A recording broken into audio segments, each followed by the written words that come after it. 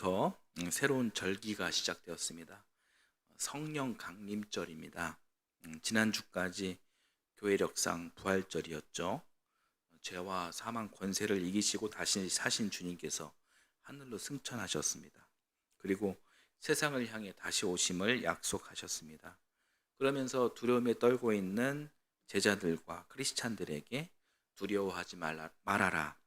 내가 언제나 너희와 함께 할 것이다 라고 말씀하시면서 성령의 강림을 약속하셨습니다.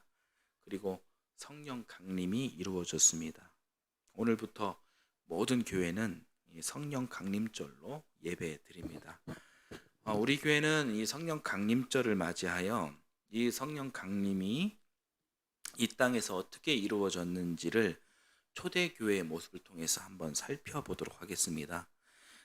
성경에서 이 성령에 대해 다양하게 소개하고 있지만 오늘 본문 초대교회에 등장한 성령님은 굉장히 강렬하고 인상적으로 묘사되고 있습니다. 사실 이런 강렬한 성령님의 모습을 통해 초대교회가 만들어졌습니다. 뿐만 아니라 이 성령 강림의 역사를 통해 전 세계에 복음이 전파되고 되었고 오늘날 우리도 초대교회에 임하신 성령님의 힘으로 신앙생활을 하고 있다고 말을 해도 과언이 아닙니다. 사도행전 1장 8절 성령이 너희에게 내리시면 너희가 능력을 받고 예루살렘과 온 유대와 사마리아와 땅끝까지 이르러 내 증인이 될 것이다. 이 말씀을 이루는 기초가 된 사건이 오늘 우리가 볼 성령 강림 사건인 것입니다. 우리가 그리스도인이라는 그런 DNA를 갖고 살 수 있는 강력한 발화점이 된 오늘 성령 강림의 사건, 이 말씀을 여러분 잘 귀담아 들어주시기를 바라겠습니다. 자, 1절 말씀을 다시 한번 읽어보겠습니다. 같이 읽겠습니다. 오순절이 되어서 그들은 모두 한 곳에 모여 있었다.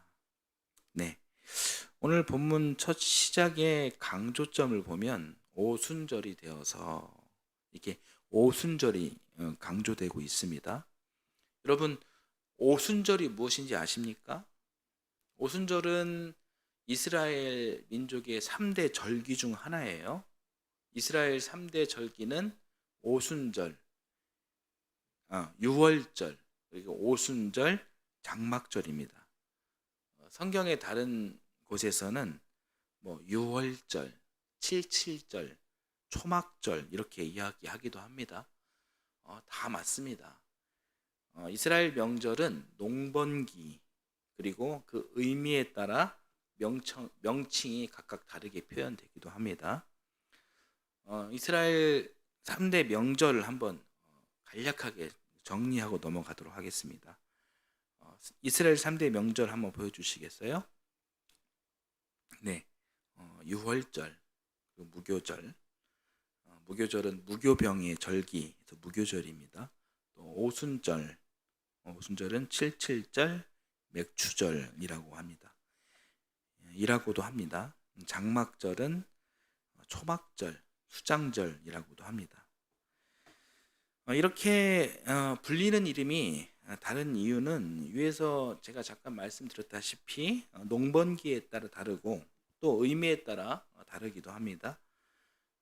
이스라엘 민족은 이 3대 절기를 아주 중요하게 여겼습니다. 그 이유는 이 절기를 하나님께서 주신 것으로 확실하게 믿기 때문이에요. 이 믿음의 근거가 되는 말씀도 있습니다. 한번 그 말씀 잠깐 살펴보겠습니다. 출애굽기 23장 14절에서 17절까지 말씀입니다. 제가 읽어드릴게요. 너희는 한 해에 3차례 나의 절기를 지켜야 한다. 너희는 무교절을 지켜야 한다. 내가 너희에게 명한 대로 아빕월에 정해진 때에 이래 동안 누룩을 넣지 않은 빵을 먹어야 한다. 너희가 그때에 이집트에서 나왔기 때문이다. 너희는 빈손으로 내 앞에 나와서는 안 된다. 너희는 너희가 애써서 밭에 씨를 뿌려서 거둔 곡식의 첫 열매로 맥추절을 지켜야 한다. 또한 너희는 밭에서 애써 가꾼 것을 거두어 드리는 한 해의 끝 무렵에 수장절을 지켜야 한다. 너희 가운데 남자들은 모두 한 해에 3번 주 하나님 앞에 나와야 한다. 네, 말씀에 아주 명백하게 나와 있죠. 이 명령을 따라서 이스라엘 민족은 새 절기가 되면 어디에 있든, 외국에 나가 있든 어디에 있든 이 절기를 지키기 위해서 예루살렘으로 모여 예물을 드리고 제사를 드리는 풍습을 가졌습니다. 얼마나 많은 수가 예루살렘에 모였는지에 대해 요세푸스라는 그런 유명한 역사학자는 그 수가 한 200만 명은 될 것이다, 이렇게 이야기합니다. 당시 예루살렘에 거주하는 인구수가 한 약 12만 명 정도 추정하거든요. 그랬을 때 200만 명이 모였다는 것은 어때요? 예루살렘 땅에 발을 딛기 힘들 정도로 사람들이 빼곡하게 찼다라는 뜻입니다. 아마 이 명절 때만 되면 사람들이 여관을 구하느라 애를 많이 썼을 것입니다. 여관을 못 구해 노숙하는 사람들도 아마 수두룩했을 것입니다. 이스라엘 명절 풍경이 그렇게 상상이 되어집니다. 그런데 여러분, 모든 사람들이 다 새 명절을 다 지켰을까요? 이런 합리적인 의구심도 들지만 그래도 유대인들은 최소한 한 가지 이상 명절은 지켰을 것이다, 이렇게 합리적인 답변도 가능합니다. 그렇게 유대인들이 중요하게 여겼던 3가지 이 명절을 하나씩 간략하게 한번 살펴보겠습니다. 먼저 6월절이에요. 아까 말했다시피 무교절이라고도 합니다. 6월절은 출 이집트 사건을 기념하는 명절입니다. 출애굽 사건을 기념하는 명절입니다. 출애굽을 도운 10가지 재앙 사건이 있죠. 그 중에 10번째 사건이 모든 태어난 첫째가 죽음의 재앙이었습니다. 그런데 이스라엘 백성만이 문설주에 어린 양의 피를 바름으로 죽음의 재앙이 피해갔죠. 6월은 넘을 월자를 써서 죽음이 넘어갔다라는 뜻을 담고 있고, 이를 기념하기 위해서 6월절이 있었던 것입니다. 그렇게 해서 죽음이 넘어가고 이집트를 나올 때 하나님께서는 빵에 누룩을 넣지 말라, 이렇게 말씀하셨어요. 누룩이 없는 빵은 맛이 없습니다. 그냥 밀가루를 거칠게 반죽해서 구운 빵이에요. 이 누룩이 없는 빵은 당시 사람이 먹는 음식 중 가장 천한 음식이라고 봐도 됩니다. 그 빵을 왜 먹냐? 출애굽 후 광야 생활을 하면서 얼마나 먹을 것이 부족했겠습니까? 이들의 주식이 급하게 준비한 빵 무교병이었잖아요. 이 무교병은 광야 생활의 고난을 상징하기도 하지만 동시에 유일한 생명의 빵이었습니다. 6월절과 무교절 모두 출애굽 승리의 사건을 기억하고 기념하기 위한 절기이므로 이름만 다르지 같은 절기라는 이야기예요. 여러분 아시겠죠? 그리고 나서 이어지는 절기가 이제 오순절입니다. 오순절의 오는 숫자 5를 말하고 수는 숫자 10을 말하는 겁니다. 5와 10을 곱하면 50이죠. 이 50을 기념하기 위한 절기가 오순절이에요. 이 오순절은 6월절과 연결됩니다. 6월절이 지난 첫 번째 안식일 주일부터 시작해 50일이 되는 그 날이 바로 오순절입니다. 이 종교적 표현의 절기가 오순절, 이렇게 이야기를 하는 거예요. 6월절이 지난 첫 번째 되는 날, 첫 번째 안식일부터 여러분 50일이 되려면은 몇 주가 지나야 됩니까? 7일 한 주가 몇 번 지나야 50일이 되죠? 7번 지나야죠. 그래서 이 오순절을 77절이라고 이렇게 이야기하는 거예요. 그래서 오순절과 칠칠절은 같은 절기입니다. 이 오순절 칠칠절에는 무엇을 하느냐? 이 시기가 이스라엘 농번기상 첫 번째 수확을 하는 때랑 겹칩니다. 그래서 첫 번째 보리수를 하나님께 바친다, 올려드린다 해서 오순절을 맥추절 이렇게 이야기하기도 합니다. 이스라엘 민족의 두 번째 절기 오순절, 그리고 칠칠절, 그리고 맥추절, 아시겠죠? 같은 절기입니다. 그리고 마지막 세 번째 절기는 이제 장막절입니다.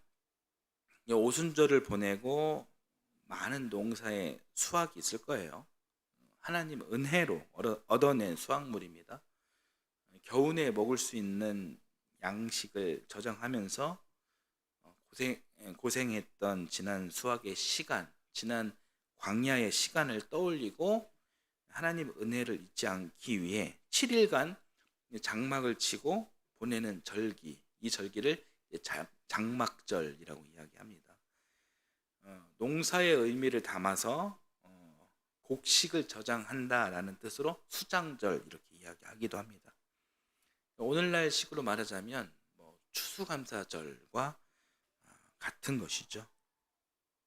자, 이스라엘 세 가지 명절에 대해 잠시 말씀드렸는데 여러분 좀 정리가 되십니까? 다시 한번 보여주시겠어요? 이스라엘 3대 명절. 이스라엘 3대 명절, 유월절, 무교절, 무교병의 절기, 오순절, 칠칠절, 맥추절, 장막절. 맥추절. 그리고 장막절은 초막절과 수장절 이렇게 정리를 하면 될 것 같아요. 오늘은 유월절을 보내고 50일이 지나고 나서 이제 보내는 오순절에 대한 이야기를 하려고 합니다. 오순절이 이스라엘 민족에게 왜 중요했냐면 이스라엘 사람들에게 7이라는 숫자는 완전수예요. 그래서 아까 전에 오순절을 칠칠절이라고 이야기한다고 했죠.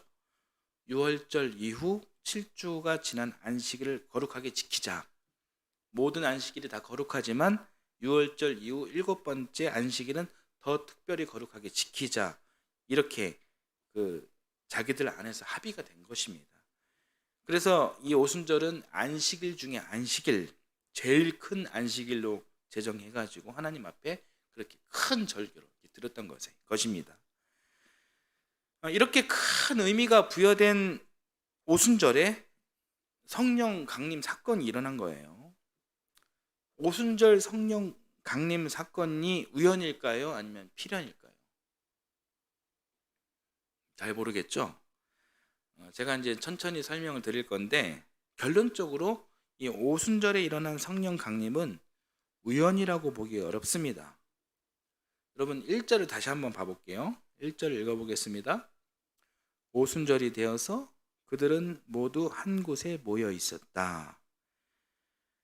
방금 우리는 지금 세번역본으로 말씀을 읽었습니다. 세번역은 오순절이 되어서 이렇게 해석을 했는데 사실 이 번역이 충분치 않습니다.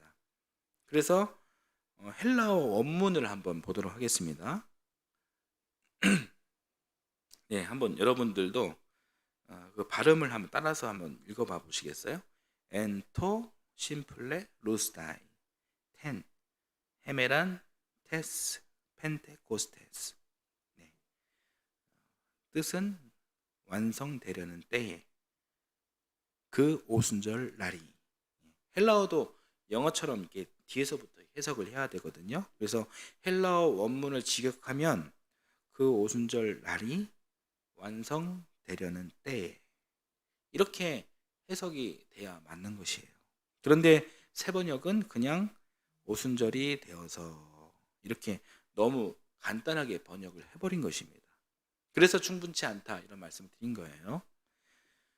그러면 개역개정은 어떻게 번역됐나 한번 봐볼까요? 네,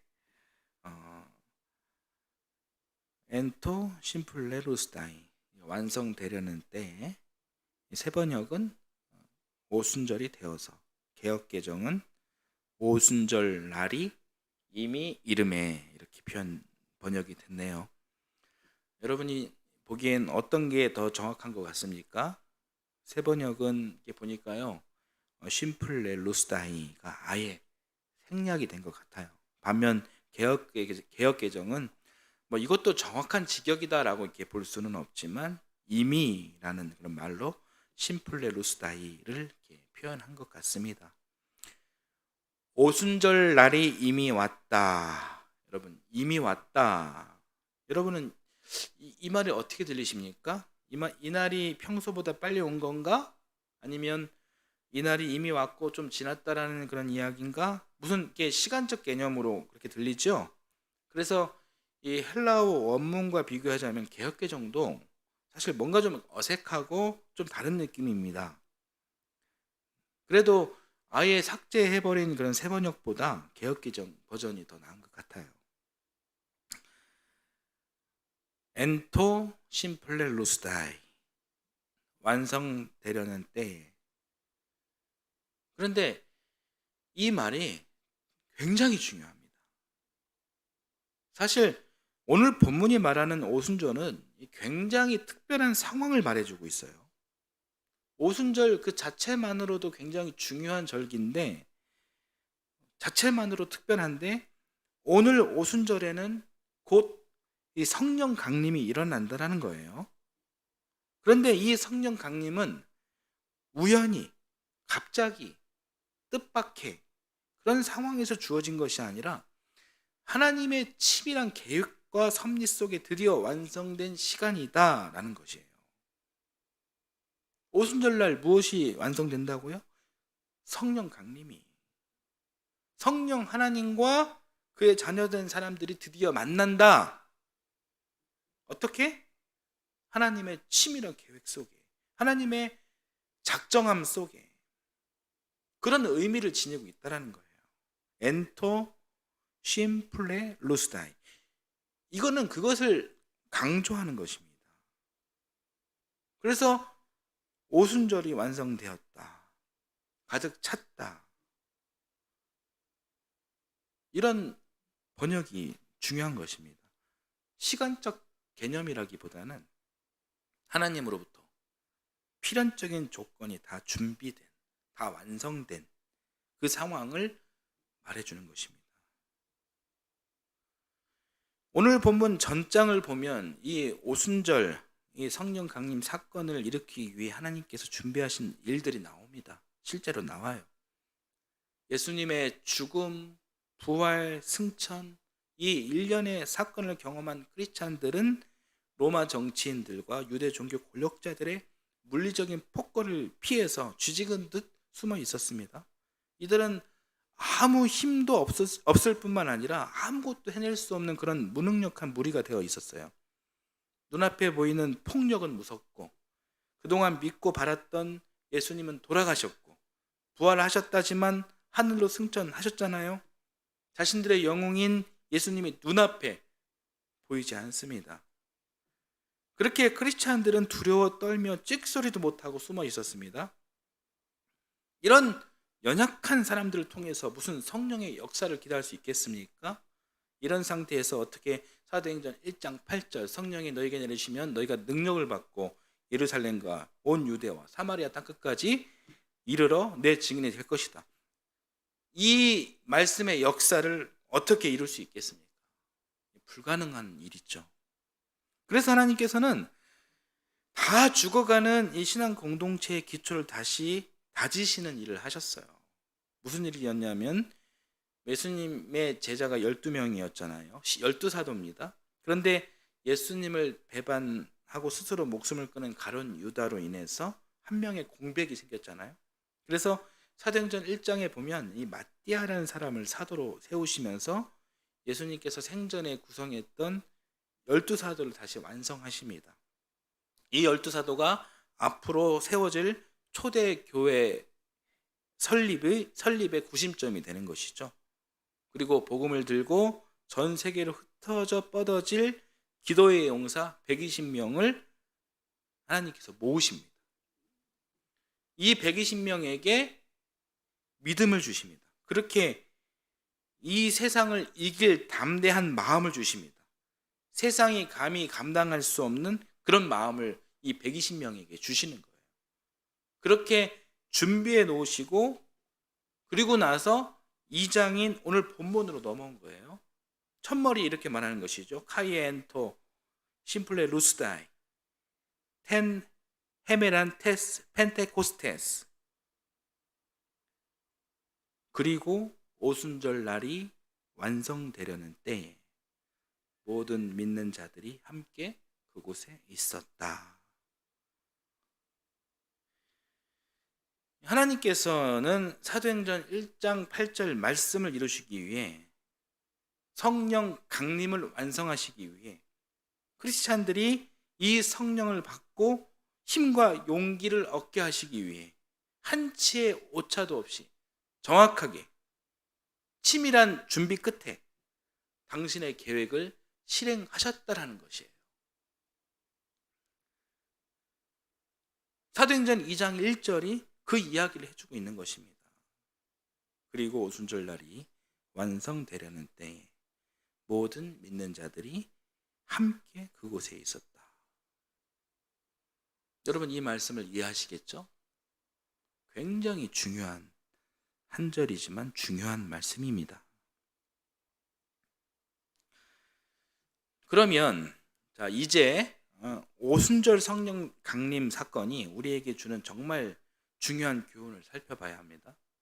제가 서두에도 말씀드렸지만 성령 강림 사건은 예수님의 죽음, 부활, 승천과 연결시켜 봐야 합니다. 여러분 예수님의 죽음과 부활과 승천의 일을 한번 여러분 이성으로 생각으로 순차적으로 한번 떠올려 보시길 바랍니다. 여러분의 생각이 저의 이야기를 한번 따라와 보십시오. 예수님께서 유대인들에게 잡힌 날은 유월절 전날이었어요. 그리고 유월절에 십자가에 돌아가셨습니다. 그리고 3일 후에 부활하셨습니다. 그렇죠? 그리고 부활하신 후 40일 동안 제자들에게 나타나셔서 하나님 나라에 대해서 다시 가르쳐 주셨습니다. 40일째 되는 날 예수님께서는 성령을 약속하시고 승천하셨습니다. 그렇죠? 이 부활과 승천까지 40일이 지난 겁니다. 그리고 열흘쯤 지나서 오순절이 되었을 때 초대교회 성도들은 한 마음으로 모여 예수님의 이 약속을 간절히 기다린 것입니다. 바로 이때 성령 강림 이 사건이 일어난 것입니다. 여러분 여기까지 그림이 그려지시죠? 자, 이 일들을 구약시대 출애굽 사건과 한번 비교해 보겠습니다. 여러분은 어떤 공통점이 있는지 한번 생각해 보시면서 다시 저를 따라와 주시면 되겠습니다. 출애굽 직후에 10가지 재앙 사건이 있었습니다. 그 중에 10번째 재앙인 장자의 죽음을 피한 6월을 출발점으로 해서 출애굽이 되었습니다. 그리고 이스라엘 민족은 광야 40년 세월을 살다가 하나님께서 약속하신 가나안 땅에 들어가기 직전에 유월절을 지킵니다. 이 유월절을 지키고 나서야 비로소 약속의 땅인 가나안으로 입성하게 됩니다. 그리고 가나안에서 오순절을 지킵니다. 이 오순절을 지킴으로 비로소 유월절 축제가 마감되는 것입니다. 그런데 이 축제는 그렇게 막을 내리는 것이 아니라 이어서 다시 새로운 역사가 시작됩니다. 어떤 새로운 역사가 시작되냐면 여호수아라는 인물을 통해 약속의 땅을 이루는 새 시대, 새로운 문이 열리게 된다는 것이에요. 제가 길게 이야기했지만 제 이야기의 포인트는 바로 이 새 시대, 새로운 문입니다. 여러분 저를 한번 따라서 해보실까요? 새 시대. 모세와 함께한 이 출애굽과 광야 40년의 세월, 이것이 유월절의 의미를 갖고 있는 것이거든요. 그리고 오순절을 상징하는 가나안 땅 입성에 이어 이제는 여호수아를 통해 새로운 문, 새로운 시대, 이 새 시대가 열린 것입니다. 유월절과 오순절을 통해 이 새 시대가 열린 것입니다. 그런 것처럼 유월절에 있었던 예수님의 십자가 죽음과 부활과 승천, 그리고 오순절 성령 강림 사건을 통해 예수님 구원의 역사가 이제 막을 내리는 것이 아니라 오히려 지금부터 새 시대, 새로운 문이 열린다는 거예요. 성령 강림 사건은 예수 그리스도 구원 역사의 종착점이 아니라는 것입니다. 예수 그리스도 구원 역사의 새로운 출발점이 된다는 의미를 가지고 있는 것입니다. 그것이 어떤 출발점일까요? 오늘 말씀의 핵심은 바로 이 출발점을 잘 이해하는 거예요. 십자가, 부활, 승천, 오순절 성령 강림 사건, 이것은 여러분 어떻습니까? 이게 이루어졌죠? 이 사건들이 이루어짐에 있어 사람의 노력이 얼마나 있었습니까? 전혀 없었습니다. 모든 것 하나님의 치밀한 계획 속에, 하나님의 치밀한 작정 속에, 그 역사 속에 가능했던 것입니다. 이 시점에 이르기까지 사람의 의지나 역할, 공로는 전혀 없습니다. 1도 없습니다. 그런데 여러분, 성령 강림 이후부터는 하나님 나라를 만들어가고 하나님 구원의 역사를 이루어감에 있어 하나님 홀로 일하지 않으십니다. 주님의 자녀들을 통해, 창조주 하나님의 형상을 닮은 주님의 피조물 사람을 통해 사랑과 함께 그 역사를 이루어 가신다라는 것입니다. 성령 강림이 도래한 이제부터는 성령 하나님께서 우리 삶에 들어오셔서 우리를 당신의 도구로 사용하시고 당신의 나라와 의를 구하는 일을 하실 때 우리와 함께 동역하신다라는 것입니다. 이것이 바로 새로운 시대를 의미하는 것입니다. 그러니 이 성령님을 모시고 사는 우리가 그래서 복덩이인 거예요. 우리를 통해 금메달을 따게 하고 부유해지게 하고 건강해지게 하는, 그래서 복덩이라는 것이 아닙니다. 아쉽게 여길 분도 계시겠지만 그런 의미에서 복덩이가 아니에요. 하나님 나라를 위해 우리가 부름을 받고 하나님의 동역자로 일을 한다는 것이 귀하다. 하나님의 영의 기원을 받아 지음받은 영적인 존재로서 하나님 의를 위해 사는 것이 귀하다. 그런 우리를 통해 예수 그리스도의 구원의 복이 온 동네로 흘러 뻗어져 나가기 때문에 그리스도인인 우리가 복덩이라는 것입니다. 이 사실을 인지하지 못하면 사도행전 1장 8절 말씀을 이해할 수가 없게 되는 것입니다. 사도행전 1장 8절 말씀 굉장히 귀한데 말씀 한번 같이 한번 읽어볼까요? 성령이 너희에게 내리시면 너희는 능력을 받고 예루살렘과 온 유대와 사마리아에서 그리고 마침내 땅끝에까지 이르러 내 증인이 될 것이다. 먼저 그 나라와 그 일을 구하는 성령님의 동역자로서의 복덩이에 대한 이해가 없다면 이 말씀을 어떻게 이해를 하겠어요? 그 사람이 이해를 할 수 없는 사람이 성령을 어떻게 인식하겠습니까? 요술 램프 지니 정도 자기의 그런 인본주의적 생각을 성취하기 위한 그런 수단 도구로 밖에 사용되지 않지 않겠습니까? 여러분, 이 말씀만 드리고 오늘 설교를 마무리하겠습니다. 누가는 누가복음과 사도행전의 저자입니다. 누가는 복음서와 사도행전을 이렇게 분리해서 썼습니다. 사실 한 권의 책으로 연결해도 큰 무리가 없어요. 그런데 굳이 분리했어요. 예수님의 탄생, 죽음, 부활, 승천에 대한 이야기는 누가복음에 담았습니다. 그리고 예수 그리스도를 믿는 믿음으로 사는 그리스도인의 삶에 대해서는 사도행전에 담았습니다. 예수 그리스도를 믿는 믿음으로 이제 성도는 그리스도인은 어떻게 살아야 되느냐? 세상의 힘에 굴종하며 두려워 떨며 살아야 하느냐? 이 현실을 포기하고 저 천국, 저 하늘만 바라보며 살아야 하느냐? 그런 것이 아니다. 성령의 임재하심과 성령의 역사하심과 성령의 내주하심을 믿고 이 세상이 결코 감당할 수 없는 담대함, 그 믿음을 통해 이제부터 약속하신 성령님의 동행과 성령님의 능력을 믿고 예수 그리스도의 흔적을 남기며 살아야 한다라는 이야기를 사도행전이 누가복음의 바통을 이어받아 말해주고 있는 것이거든요. 사랑하는 성도 여러분, 예수 그리스도를 믿는 믿음은 우리 신앙의 출발점입니다. 예수 그리스도를 통해 우리 신앙이 출발했고 이제는 우리 신앙이 우리 삶으로 예수 그리스도의 흔적을 남겨야 합니다. 우리의 사도행전이 우리의 삶의 페이지로 남겨져야 한다는 이야기입니다.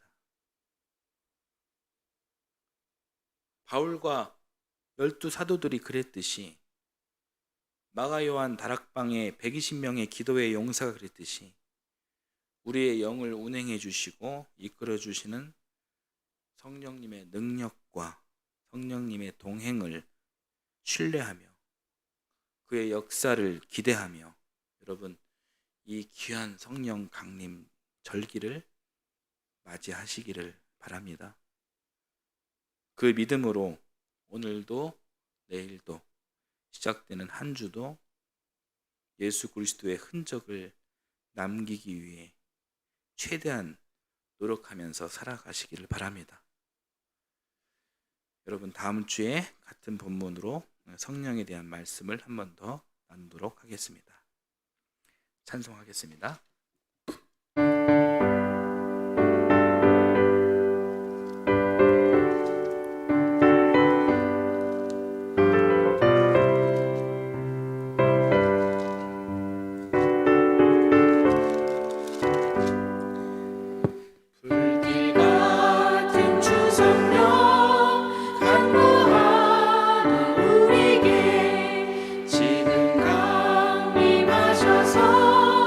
영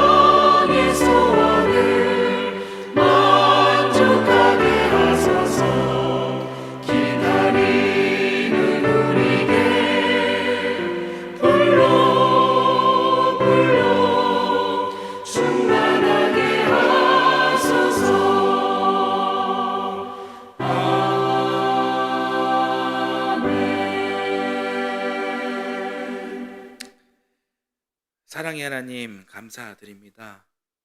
연약한 우리를 불쌍히 여기시어 성령을 보내주시고 성령님과 늘 함께 살아가도록 인도해 주심 감사드립니다. 성령 강림절을 맞이하며 우리의 믿음이 성령 하나님을 통하게 하시고 성령의 능력으로 말미암아 이 세상의 악에 굴종하지 않고 예수 그리스도께서 가르쳐 주신 복음대로 사는 믿음의 용사들이 되게 인도하여 주옵소서. 이 시간 주님 은혜에 감사드리며 귀한 예물을 바칩니다. 이 예물이 쓰이는 곳곳마다 하나님의 나라가 드러나게 하시고 바친 손길 기억하시어 주의 복으로 충만하게 채워 주시옵소서. 감사드리며 예수님의 이름으로 기도드립니다. 아멘.